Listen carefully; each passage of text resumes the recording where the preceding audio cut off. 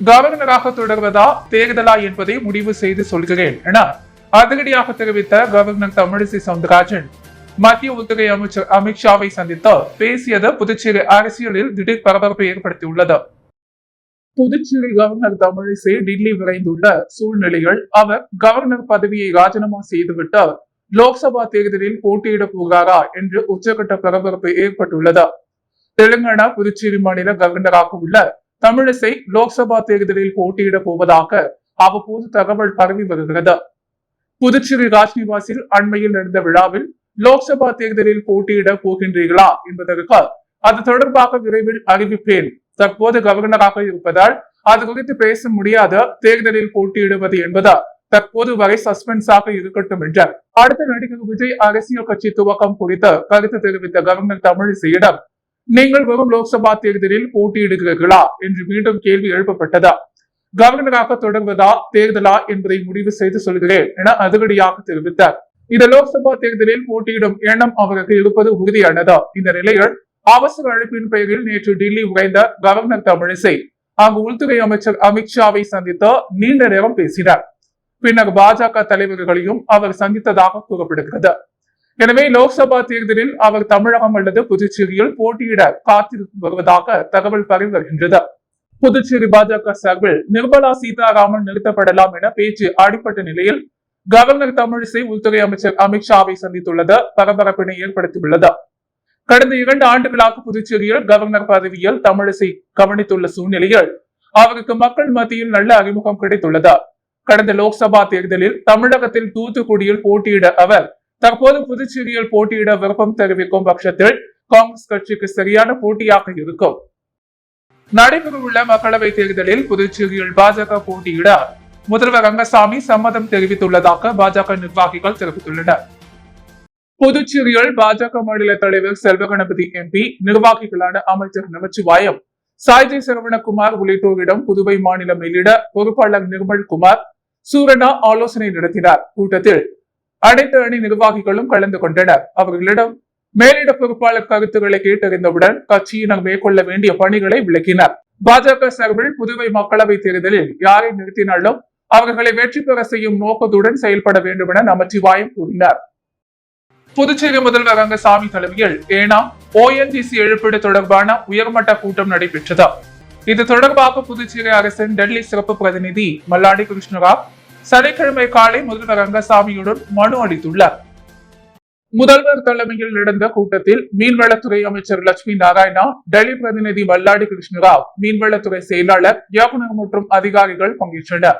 புதுச்சேரி அரசு அளித்த அறிக்கையின் அடிப்படையில் 5462 பயனாளிகளுக்கு இழப்பீடு தொகையை ONGC நிறுவனம் அரசு கணக்கில் செலுத்த வேண்டும் என்று ONGC இடிக்க புதுச்சேரி அரசு கடிதம் எழுதியுள்ளது. புதுச்சேரி அரசிடமிருந்து கடிதம் வந்த மல்லாடி சாமரா அமைப்பினருக்கு இழப்பீடு தொகையை தாமதமின்றி 3 நாட்களுக்குள் அரசு கணக்கில் டெபாசிட் செய்யுமாறு கேட்டுக்கொண்டார். புதுச்சேரி அரசு பிறப்பித்த அசல் உத்தரவுகளை காக்கிநடா ONGC இடி ரத்தனேஷ் குமாரிடம் மல்லாடி தெரிவித்த நிலையில் நாடாளுமன்ற தேர்தல் விதிமுறை இல்லாததால் இழப்பீடு வழங்க புதுச்சேரி அரசு அனைத்து நடவடிக்கைகளையும் எடுக்கும் எனவும் இந்த இழப்பீடு புதுச்சேரி முதல்வர் ரங்கசாமி, மீன்வளத்துறை அமைச்சர் லட்சுமி நாராயணன் மற்றும் பிற மீன்வளத்துறை அதிகாரிகள் மூலம் ஏனாமில் வழங்கப்படும் என டெல்லி பிரதிநிதி மல்லாடி தெரிவித்தார்.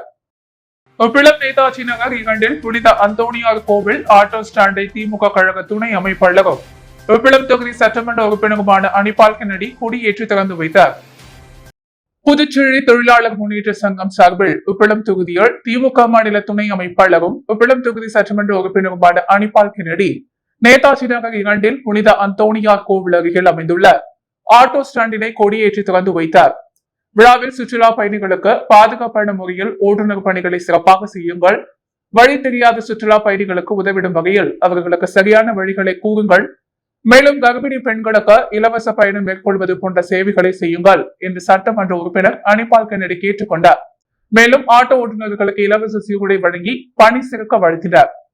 அப்போது ஆட்டோ சங்க செயலாளர் மிஷல், பொருளாளர் இமான்வேல், துணைத் தலைவர் விமல், பொது உறுப்பினர் முருகன், உப்பிளம் தொகுதி தலைவர் ராஜா, செயலாளர் பகவான், பிரபு பொருளாளர் போன் சுரேஷ், உறுப்பினர்கள் ஜெகதீஷ், பாஸ், மார்க், சரவணன், சூசை, சம்சூதீன், விக்னேஷ்குமார், சந்திரு, உப்பிளம் தொகுதி அவை தலைவர் ஹரிகிருஷ்ணன், கிளை செயலாளர் ராகேஷ், கமலகிருஷ்ணன் ஆகியோர் உடனிருந்தனர். பாரதிதாசன் அறக்கட்டளை சார்பில் கோ செல்வம் கோ நென்னவன் படத்திறப்பு நினைவேந்தல் விழாவில் உரையரங்கம் சொற்பொழிவு புரட்சி கவிஞரும் குடும்ப வழித்தோன்றல்களும் என்ற தலைப்பில் கவியரங்கம் போன்றவை நடைபெற்றன. புரட்சி கவிஞர் பாவேந்தர் பாரதிதாசன் அவர்களின் பெயரன்கள் வானொலி நிலைய முன்னாள் உதவி இயக்குநரும் சிந்தனையாளர்கள் பேரவைத் தலைவருமான செல்வம், முன்னாள் நூலக உதவியாளர் தென்னவன் ஆகியோர் அண்மையில் உடல்நலக் குறைவால் காலமாகினர். இவர்களின் படத்திறப்பு நினைவேந்தல் விழா பாரதிதாசன் அறக்கட்டளை சார்பில் நடைபெற்றது. புதுச்சேரி பாவேந்தர் பாரதிதாசன் அரசு அருங்காட்சியகத்தில் நடைபெற்ற இந்த விழாவுக்கு அறக்கட்டளை தலைவர் தமிழர் கோ பாரதி தலைமை தாங்கி பேசினார். அவர் தமது உரையில் புரட்சி கவிஞர் பாரதிதாசன் இலக்கிய சமுதாய தொண்டுகளாக உலக மக்களால் போற்றப்படுகிறார். அவரைப் போலவே தொண்டுகள் ஆற்றிய அவரின் மைந்தரான என் தந்தையால் மன்னர் மன்னன் போதிய வசதிகள் இல்லாமலும் இள வயதிலேயே வாழ்க்கை துணையாளரை சாவித்திரி அம்மையாரை இழந்தார். தம் அயராக உழைப்பால் எங்களுக்கு கல்வியையும் மேன்மையும் கிடைத்திட பாடுபட்டார். இவர்களின் பெருமகளை காக்கும் வகையில் என் சகோதரர்கள் செல்வம், தென்னவன், சுவன் பொதுநலத்தில் அக்கறை கொண்டார் பணிகள் ஆற்றியதை பலரும் போற்றுகின்றனர். தொடங்கும் வாழ்க்கை எப்போது வேண்டுமானாலும் முடியலாம். மனிதர்களும் முயற்சிகளும் தொண்டுகளும் செய்திட தவறக்கூடாது என்று குறிப்பிட்டார். படத்திற்கு சட்டமன்ற உறுப்பினர் வே போ ராமலிங்கம் முன்னிலை வகித்து பேசினார். பொதுப்பணித்துறை அமைச்சர் லட்சுமி நாராயணன், மறைந்த தமிழறிஞர் மன்னர் மன்னன் படத்தையும், முன்னாள் சபாநாயகர் சிவக்கொழுந்து மறைந்த சாவித்திரி மன்னர் மன்னன் அம்மையார் படத்தையும், எதிர்கட்சி தலைவர் சிவா மறைந்த கோ செல்வம் படத்தையும், கலை பண்பாட்டுத்துறை இயக்குநர் கடிய பெருமாள் மறைந்த தென்னவன் படத்தையும் திறந்து வைத்து புரட்சி கவிஞரும் குடும்ப வாழ்த்தொண்டல்களும் என்ற தலைப்பில் நடைபெற்றார். உரையரங்கத்தில் கலந்து கொண்டு புகழ் வணக்கம் கூறி ஆற்றினர். இசைச்சுடர் கிருஷ்ணகுமார், மணிமேகலை செல்வம், அமுதவள்ளி செல்வநாதன், செயலர் வள்ளி, பாவேந்தர் பிரீத்தி, தேனருவி என்கிற வானதி, இசையரசி, கருணாகரன் ஆகியோர் முன்னிலை வகித்தனர். புதுவை தமிழ்ச்சங்க தலைவர் முத்து, திராவிட கழக தலைவர் சிவ வீரமணி, மருத்துவர் வனஜா, வைத்தியநாதன், வானொலி நிலைய முன்னாள் அறிவிப்பாளராக சிதம்பரம் கலைமாமணி, சீனு வேணுகோபால், மக்கள் உரிமை கூட்டமைப்பு செயலர் சுகுமாரன், புதுவை தமிழ் கலை மன்ற தலைவர் ஆறு செல்வம் ஆகியோர் நினைவு உரையாற்றினர். தொடர்ந்து புரட்சி கவிஞராகவும் குடும்ப வழித்தோன்றல்களும் என்ற தலைப்பில் கவியரங்கம் நடைபெற்றது. இதில் புதுச்சேரி தமிழ்நாட்டைச் சேர்ந்த 50 கவிஞர்கள் பங்கேற்று கவிதை வாசித்தனர். காமாட்சி விநாயகம், பொறியாளர் ராமசாமி, மனோகரன், தயாநிதி, குணசீலன், சோமசேகர், ஏவிஎம் அபிராம் வண்ணன், செல்வகலட்சுமி, கலைமாமணி, எம்.எஸ். ராஜா, கலைமாமணி டாக்டர் நமச்சிவாயம், குமார சுப்பிரமணி, குப்புசாமி, தளிகை நாதன், மலர்வாணி, ரவி, பாரதி, சிவகணகிரி, வெங்கடநகர் நலவாழ்வு சங்க தலைவர் விஜயகுமார், செயலர் சானந்தம், காந்தி நகர் மக்கள் நலவாழ்வு சங்க தலைவர் திரு வெங்கடம், ராகவணன், பாவலர்கள் தேன்மொழி, லட்சுமி தேவி, தமிழரசன் உள்ளிட்டோர் முன்னிலை வகித்தனர். படைப்பாளி ரமேஷ் வைரவி, கவிஞர் ராஜஸ்ரீ, மகேஷ் கவியரங்கு ஒருங்கிணைப்பு செய்திருந்தனர். புதுச்சேரி மொழிவியல் பண்பாட்டு ஆராய்ச்சி நிறுவனம் சார்பில் தொடர்ந்து நடைபெற்ற குடும்ப விளக்கு சாவித்திரி அம்மையார் அறக்கட்டளை 13ஆம் சொற்பொழிவு நிகழ்ச்சியில் முனைவர் விசாலாட்சி மகளிர் இலக்கிய மறுமலர்ச்சி என்ற தலைப்பில் சொற்பொழிவு ஆற்றினார். முன்னதாக பாவலர் சரஸ்வதி வைத்தியநாதன் வரவேற்று பேசினார். நிறைவில் நுகர்வோர் எதிரொலி தலைவர் வீரசேகரன் நன்றி தெரிவித்தார். மாநில அந்தஸ்து வழங்க வேண்டும் உள்ளிட்ட பல்வேறு கோரிக்கைகளை வலியுறுத்தி அதிமுக சார்பில் வரும் 10ஆம் தேதி நடைபெறும் போராட்டத்தில் 10,000க்கும் மேற்பட்ட அதிமுகவினர் பங்கேற்க உள்ளதாக மாநில செயலாளர் அன்பழகன் தெரிவித்துள்ளார். புதுச்சேரி அதிமுக தலைமை அலுவலகத்தில் மாநில செயலாளர் அன்பழகன் தலைமையில் நிர்வாகிகள் ஆலோசனை கூட்டம் நடைபெற்றது. கூட்டத்தின் முடிவில் செய்தியாளர்களிடம் பேசிய மாநில செயலாளர் அன்பழகன், புதுச்சேரிக்கு மாநில அந்தஸ்து வழங்க வேண்டும், ரேஷன் கடைகளை திறக்க வேண்டும் உள்ளிட்ட பல்வேறு கோரிக்கைகளை வலியுறுத்தி அதிமுக சார்பில் வரும் 10ஆம் தேதி கண்டன பேரணி மற்றும் ஆர்ப்பாட்டம் நடைபெறும் என அறிவித்த கழக பொதுச் செயலாளர் எடப்பாடியாருக்கு நன்றி தெரிவித்தார். ஆர்ப்பாட்டத்தில் சிறப்பு அழைப்பாளராக முன்னாள் அமைச்சரும் ராஜ்யசபா உறுப்பினருமான சி.வி. சண்முகம் பங்கேற்று கண்டன உரை ஆற்றுவதாகவும், இதில் சுமார் 10,000க்கும் மேற்பட்ட அதிமுகவினர் மற்றும் பொதுமக்கள் பங்கேற்க உள்ளதாக தெரிவித்தார். தொடர்ந்து பேசிய அவர், புரட்சி தலைவி அம்மாவின் பெயரால் முதலமைச்சரான தற்போதைய காங்கிரஸ் கட்சியின் தலைவர் வைத்திலிங்கம் எம்பி தோல்வி பயத்தால் அதிமுகவை விமர்சிப்பது கண்டிக்கத்தக்கது என்றும், வைத்திலிங்கத்திற்கு நன்றி இருந்தால் தேர்தலில் போட்டியிடாமல் அதிமுகவிற்கு வாக்களிக்க வேண்டும் என்றார். புதுச்சேரியில் பிறந்தநாள் கொண்டாடிய சட்டமன்ற உறுப்பினர் அங்காளன் கேக் வெட்டும் போது மயங்கி கீழே விழுந்தார். அவர் தற்போது தனியார் மருத்துவமனையில் தீவிர சிகிச்சை பிரிவில் அனுமதிக்கப்பட்டுள்ளார். புதுச்சேரி திருப்புவனை தொகுதி சட்டமன்ற உறுப்பினராக இருப்பவர் அங்காளன். இன்று பிறந்தநாள் விழா காணும் அவருக்கு தொகுதி முழுவதும் பல்வேறு கட் அவுட் பேனர்கள் வைத்து அவரது ஆதரவாளர்கள் பல்வேறு நலத்திட்ட உதவிகளையும் வழங்கி கொண்டாடி வருகின்றனர். இந்த நிலையில் தொகுதியின் சட்டமன்ற உறுப்பினர் அலுவலகத்தில் பிறந்தநாள் கொண்டாடிய சட்டமன்ற உறுப்பினர் அங்காளனுக்கு பல்வேறு அரசியல் கட்சி பிரமுகர்கள், அதிகாரிகள், தொண்டர்கள் என அனைவரும் வாழ்த்துக்களை தெரிவித்துக் கொண்டிருந்தனர். இதனைத் தொடர்ந்து தொண்டர்கள் மத்தியில் அங்காளன் கேக் வெட்டி கொண்டாடி இருக்கும் போது திடீரென மயங்கி கீழே விழுந்தார். இதனால் அதிர்ச்சியடைந்த அவரது ஆதரவாளர்கள் உடனடியாக அவரை மீட்டு புதுச்சேரி தனியார் மருத்துவமனையில் சிகிச்சைக்காக அனுமதித்துள்ளனர்.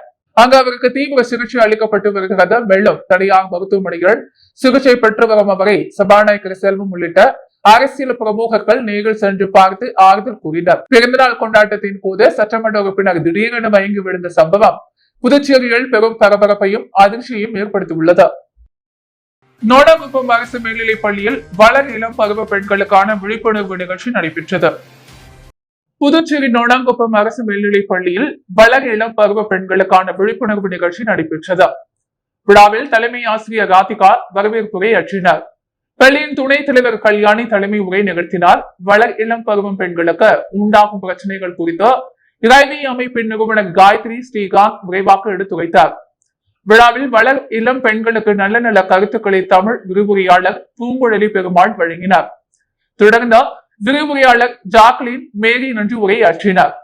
விழாவினை பள்ளி ஆசிரியர்கள் சிறப்பாக செய்திருந்தனர். புதுச்சேரி தமிழகமும் நேஷனல் பள்ளியில் உணவு திருவிழா கொண்டாடப்பட்ட சிறந்த உணவிற்கு பரிசுகள் வழங்கப்பட்டது. புதுச்சேரி தமிழகுப்பம் நேஷனல் ஆங்கில உயர்நிலைப் பள்ளியில் உணவு திருவிழா வெகு சிறப்பாக கொண்டாடப்பட்டது. விழாவிற்கு பள்ளியின் சேர்மன் டாக்டர் கிரண்குமார் தலைமை தாங்கினார். சிறப்பு விருந்தினர்களாக புதுச்சேரி பாஜக நகர மாவட்ட செயலாளர் புவனேஸ்வரி, புதுச்சேரி பாஜக நகர மாவட்ட செயற்குழு உறுப்பினர் கீதா சீனிவாசன் ஆகியோர் கலந்து கொண்டு சிறந்த உணவினை தேர்வு செய்தனர். முன்னதாக பள்ளியின் தாளாளர் டாக்டர் எழிலரசி கிரண்குமார் சிறப்பு விருந்தினர்களாக வரவேற்றார். இப்போட்டியில் பெற்றோர்கள் தங்களின் சமையல் கலைத்திறனை வெளிப்படுத்தும் விதமாக பல்வேறு சுவையான உணவு வகைகளை காட்சிப்படுத்தி பார்வையாளர்களை வெகுவாக கவர்ந்தனர். பாரம்பரிய முறையிலான உணவுப் பொருட்களை கொண்டு விதவிதமான உணவு வகைகளை முன்னிலைப்படுத்தியது பலராலும் பாராட்ட பெற்றது. இன்றைய நவீன உலகில் குழந்தைகளுக்கு பிடித்தமான உணவு வகைகள், பழச்சாறுகள், சிற்றிடை உணவுகள் ஆகியவை இடம்பெற்றிருந்தன. சிறுதானியங்களை கொண்டு செயற்பட்ட உணவு வகைகள் போட்டியில் முக்கிய இடம் பிடித்தன.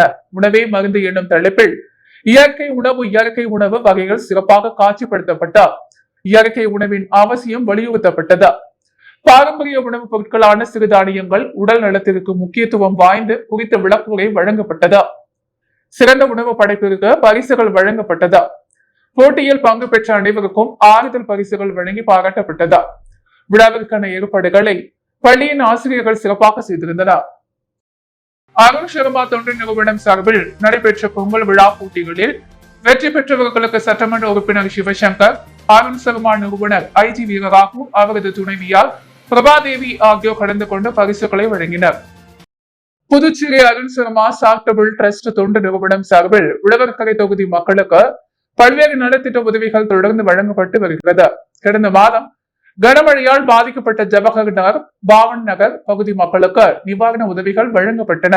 பொங்கல் விழாவை முன்னிட்டு முத்துப்பிள்ளைப்பாளையம் மக்களுக்கு ரொக்கப்படம் பரிசு வழங்கப்பட்டது.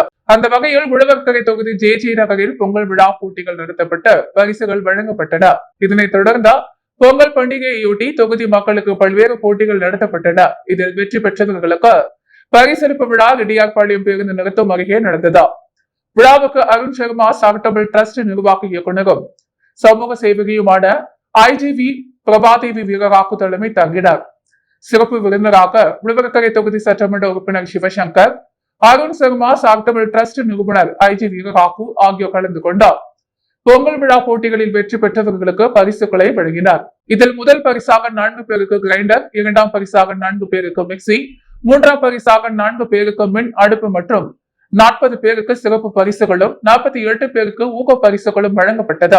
நிகழ்வின் போது சட்டமன்ற உறுப்பினர் சிவசங்கர், ஐஜி வீரராகு ஆகியோருக்கு இளைஞர்கள் ஆளுயர மாலை அணிவித்து உற்சாக வரவேற்பு அளித்தனர். நிகழ்ச்சியில் பொதுமக்கள், பெண்கள் பலரும் கலந்து கொண்டனர். புதுவையின் அன்றாட நிகழ்வுகளை காண பாண்டி ஹெட்லைன்ஸ் யூடியூப் சேனலை சப்ஸ்கிரைப் பண்ணுங்க. தொடர்ந்து எங்களுடன் இணைந்திருக்க பக்கத்தில் உள்ள பெல் பட்டனை பிரஸ் பண்ணுங்க. லைக் பண்ணுங்க, ஷேர் பண்ணுங்க. என்றும் உங்களுடன் பாண்டி ஹெட்லைன்ஸ்.